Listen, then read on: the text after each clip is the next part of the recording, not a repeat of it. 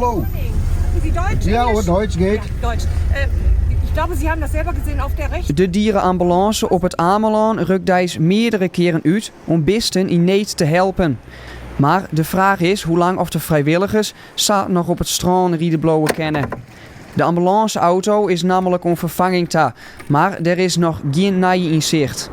Hij moet voor de APK en vanuit de RTZ en Stichting Dierenlot is aangegeven dat de auto zodanig op is dat ze hem niet meer gaan repareren en dat we ook niet een andere mee krijgen.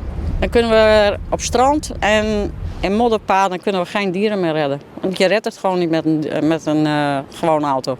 Beestenleefhouder Leni het Hart is nauw belutsen bij de dierenambulance. Ik ben net nog mee geweest en dan moest je nog weer door een duin heen en dan gilde iemand achterin, nee. En dan zei ik, joh, goed gas geven, boem, ze vlogen er zo doorheen. En daarom had ze een crowdfundingsactie opstart.